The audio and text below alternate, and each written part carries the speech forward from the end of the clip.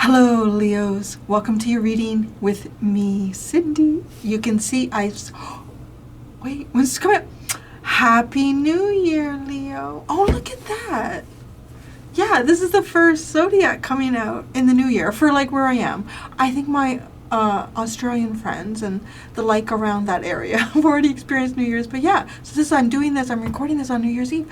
So happy New Year, Leo. I think y'all were the first one that came out at Christmas time too. It didn't dawn on me because it was pre-recorded, but hey, happy New Year, Leo. So as you can see, I've already shuffled out the cards.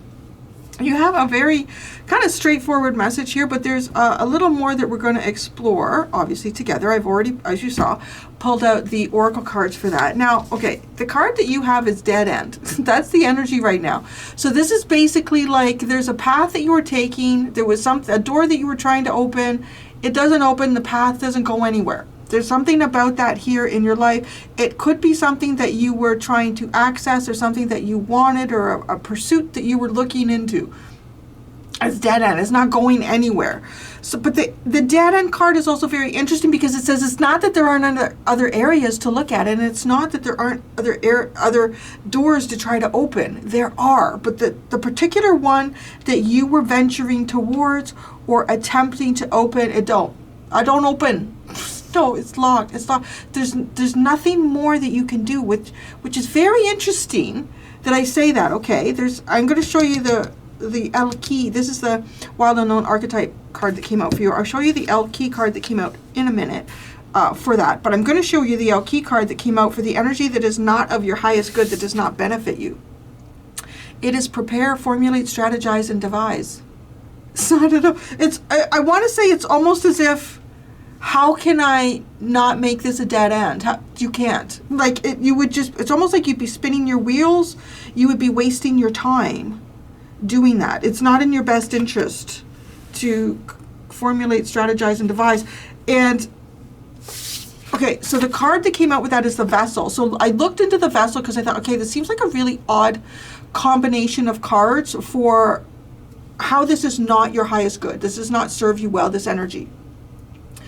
The vessel is something that contains things, and the vessel can also be something that is broken, that breaks down, that is broken, that is dismantled, that's fragmented.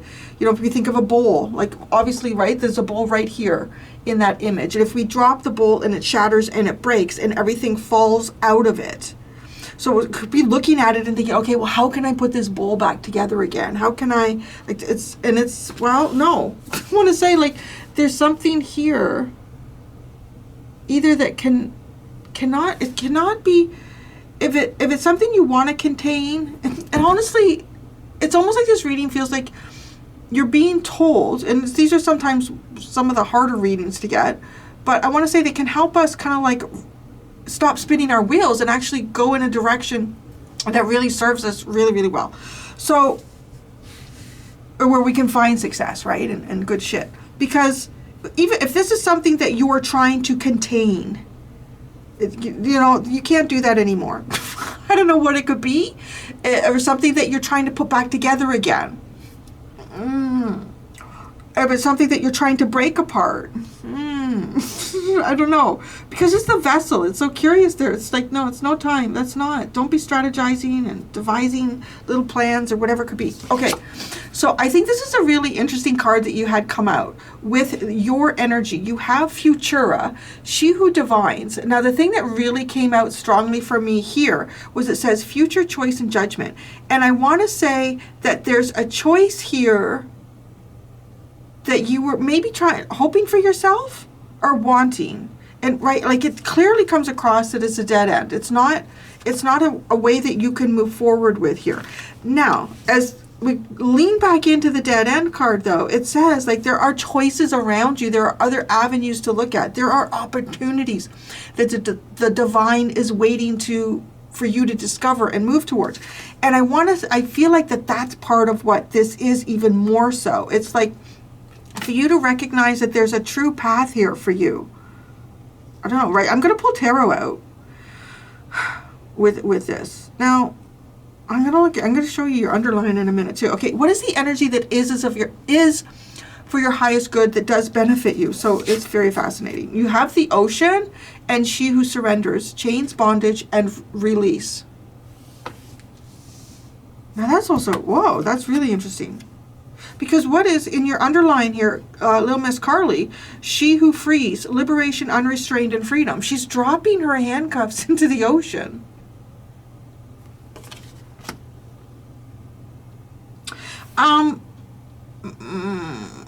There's part of me here that feels like for some of you this might feel uncomfortable, like it's like I really didn't want this to end this way, or I was hoping I had an opportunity down that direction, or you know, like there's that feeling.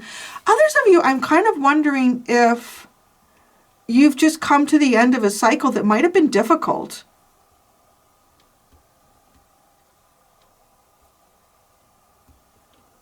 Because it could also be like this is no, like if you have yourself been contained, well, that's the end of this road. And it's actually kind of more beneficial for you to be exploring more possibilities, right? The ocean is like, it's untamable. You can't control the ocean. So it's also recognizing the tides will come in and the tides will come in and the tides will go out.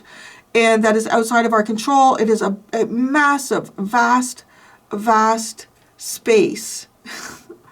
It's salty, it's watery. So there couldn't be, especially with this card, there could even be a little bit of reflection. Maybe a few tears also is a possibility. But there's deep surrender. Deep surrender in this energy is what benefits you. Releasing these chains and surrendering. In what way? Because this is indicating some type of freedom. And it's the comic. The comic is, I think, is one of the most powerful archetypes of all. The comic has existed as an archetype in many different forms. And in like throughout history for thousands of years. And the comic is one that is often depicted as the idiot, the fool, but there's often the most informative information comes from the comic.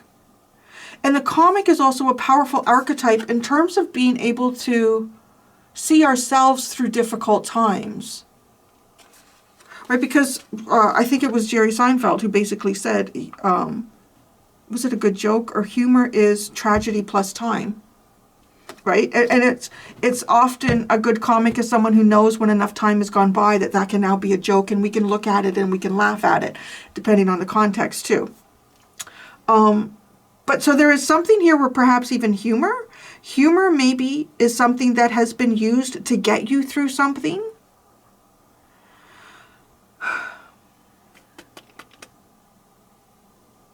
I'm wondering if there's some sort of irony playing out here too for you in some way.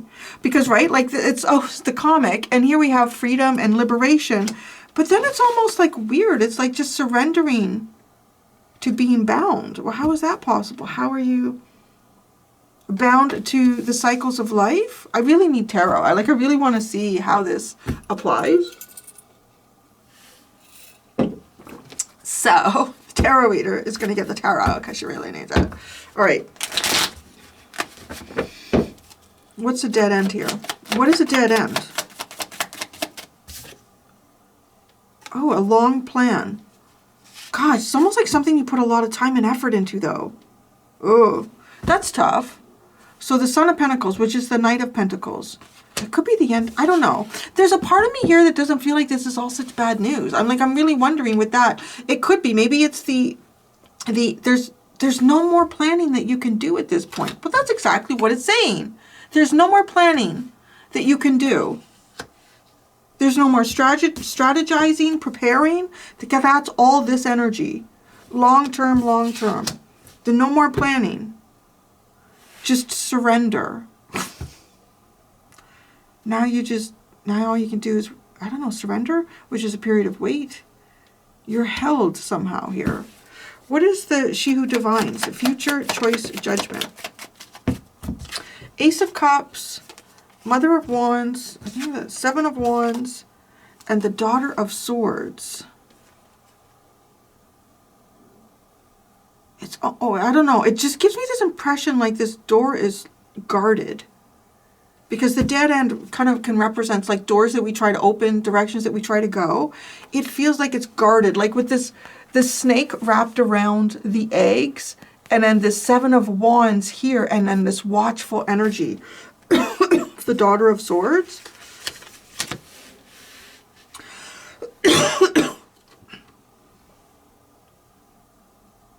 It's not being specific with me exactly what this is. It could have something to do with a person here, with the Queen of Wands. That's interesting because that's kind of like a counterbalance to you, or a counterpart is this Mother of Wands. But I want to say it could also be pointed to it's more important to be receptive than it is to be active. And strategizing and planning and formulating is very active and very King of Wands energy compared to Queen of Wands. This is the end of a long strategic plan is where you are right now. And you can't 7 of Pentacles of it, right? Like to come up with a new plan, or, okay, this doesn't work, or how else can I get through this? It's like, you can't. There is no plan. There's only like just release and allow the universe to do what it does.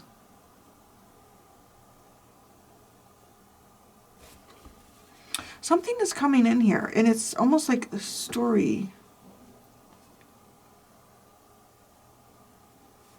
I'm just seeing like a ship on the ocean, and I'm talking like quite a few hundred years ago. And I've always been fascinated by the story of how, like, you know, someone would get on a ship, let's say from somewhere in England or somewhere in Ireland or where, like anywhere in Europe, and get on that ship. Anywhere in India, anywhere where they had ships, honestly. And when they would just go, and they would say goodbye to family or whoever. And no one would hear from them for months, maybe years. And sometimes you would never even know what happened to that person. But then it's interesting. I don't know why this is coming through like this. I'm just seeing this ship, and I'm seeing this play out in my mind's eye. And it's like getting on the ship, or somebody gets on the ship, and then they go to some far off land. But then it's like decades later, or a decade later, you go on a ship and you end up in this far off land, and then you run into each other like in a beaver pelt for eating post. I don't know. And right, I don't know, because I'm not sure, like, this could be about an individual. Maybe there's someone here that you're trying to connect with in some way. But this energy is guarded and watchful. If it's not the person, I feel like it's sort of like the universe. And this surrendering to the ocean is like, well, that's the best thing for you. So the ocean.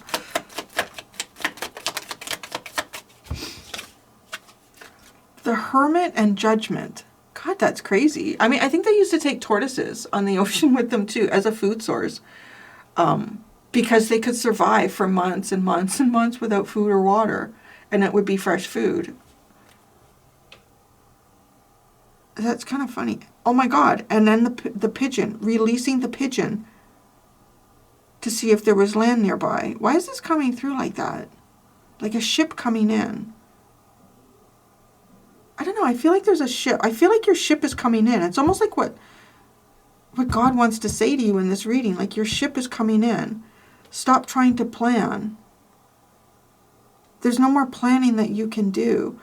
It's like all you can really do is sit on the shore and wait. Very 3 of Wands energy. It's there's a long period here of self-sustenance that turns into like divine release.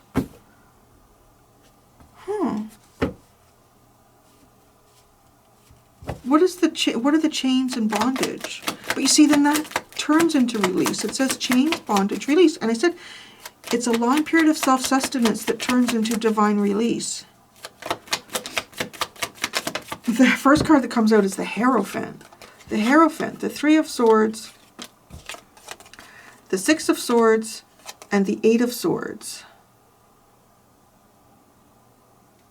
I don't know. It just honestly feels like God has a lot more control over a situation and is steering the boat, because there are obstacles ahead that you cannot see. There are things up ahead that you are not aware of.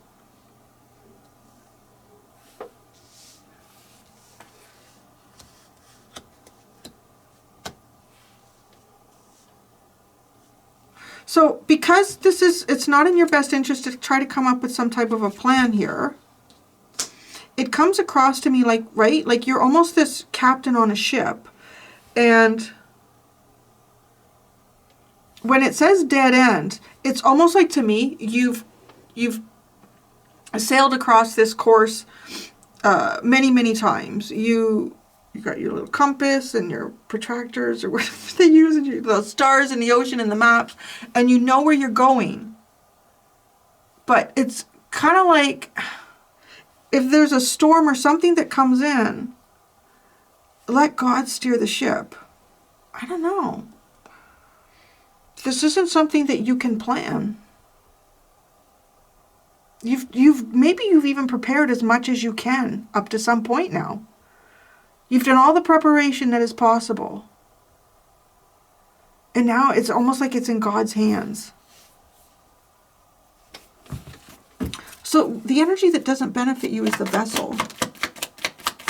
Formulate strategy. Oh, the vessel. What the heck goes on the water but a vessel? What would you call a ship? Like, it's a vessel. Well, that's crazy, right? A vessel on the ocean. Strategizing your ship on the ocean. The Nine of Wands and the Ace of Pentacles. It's almost like you're trying to get somewhere the hard way, but you may not realize it. Because there's this need or desire, like, well, if I don't do it, if I don't take this action, if I'm not the one that's responsible for this, it's never going to happen, or I'll never have this new beginning, or the vessel. And so having a plan in the vessel, just float through the ocean. Just see what life brings you. Just be in the moment is very much, as a whole, what I feel like is here. They who prepare, formulate, strategize, and devise. The Father of Wands and the Devil. That's not, no. See?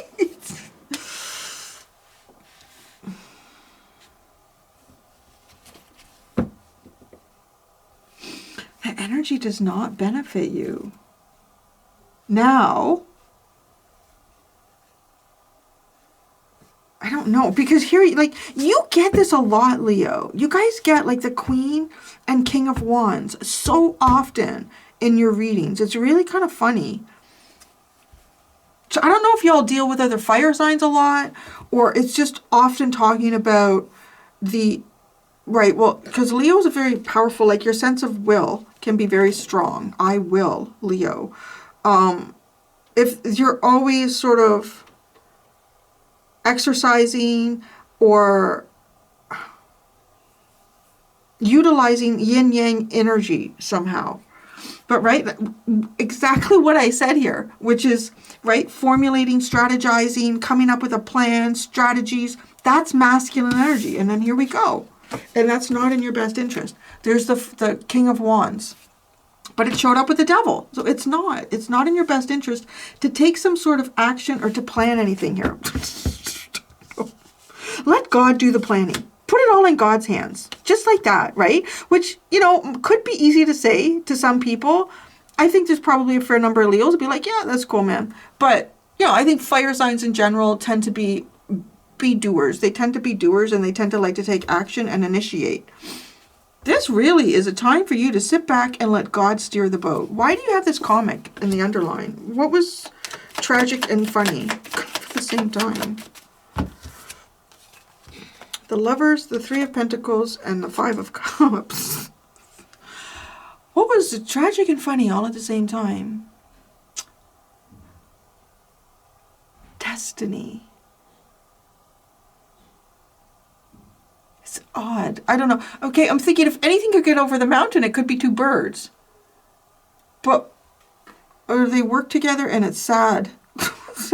they work together and it's sad. It could be. It could be somewhere that you worked. It could be, there could be something here that was like a big part of your life. A big part of your life. Because it's, you know, you made this choice. It's something in the past. You have the Lover at the bottom, but it's reversed. The Lover at the bottom is reversed. I don't know, it could be about a relationship, but if anything, it's a very monumental choice that you made at some point in your life here. And it was collaborative, it was building, it was coming up with solutions, it was creating structure and order, trying to cooperate and collaborate, but we end up with the Five of Cups.